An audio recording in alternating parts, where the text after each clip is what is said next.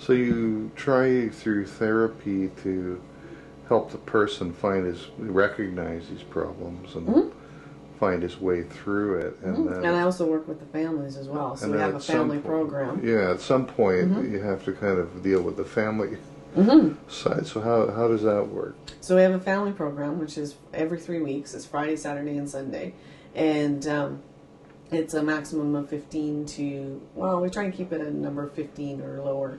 And what happens is that the families, it could be couples, like a partner, or it could be parents or significant loved ones, will come to the family program.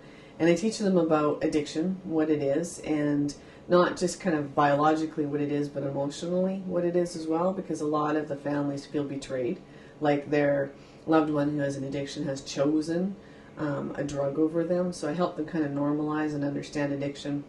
And then what I do is I help them understand some of the roles that they got into that supported the addiction. So not consciously supported the addiction, but were really, made sense at the time to rescue, protect the person, whatever else. And I call it a dance. And so I get them to do an exercise around that and understand that, and then start working on how are they going to change so that they can support the independence of the person with the addiction, but they don't go down with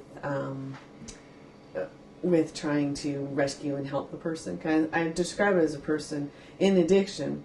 The person is drowning, and what the family members do is they jump in and try and save the person, and then they haven't even mastered the art of swimming themselves, and then they start, going down and drowning with the person.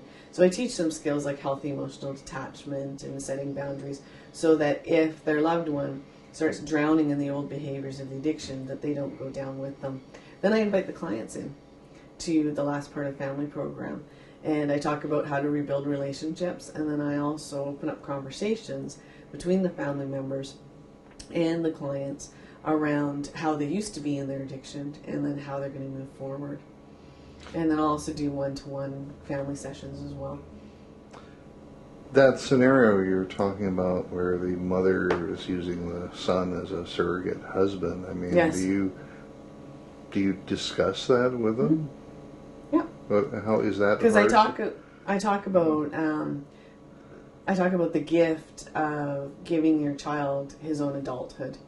And if you don't give him his own adulthood, then what you're doing by always doing something for him is raising his entitlement and lowering his self-esteem, and you end up creating king baby, so that you keep him at this like really dependent emotional state, so that you've got like a 36-year-old man tantruming because mommy won't give him some money. Like, it just keeps the person in a small state. And yeah, I do. But what I do is I do it in a non-threatening way, because I talk about stories of other clients that I've had over the years.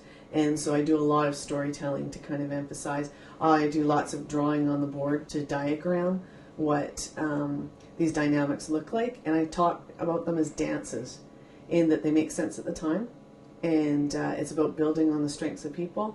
They aren't who we are. We get caught into, all of us in life get caught into patterns and cycles that make sense at the time when we're in it.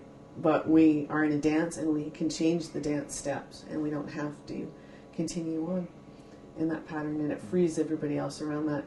Because these guys go on this accelerated learning curve here. They get themselves back, and emotionally, and they get their identity back, and then they go back to being this naughty little boy who mommy needs to make dependent, or whatever else, and it just sets them back in their recovery. So it's really about helping and healing the whole family system.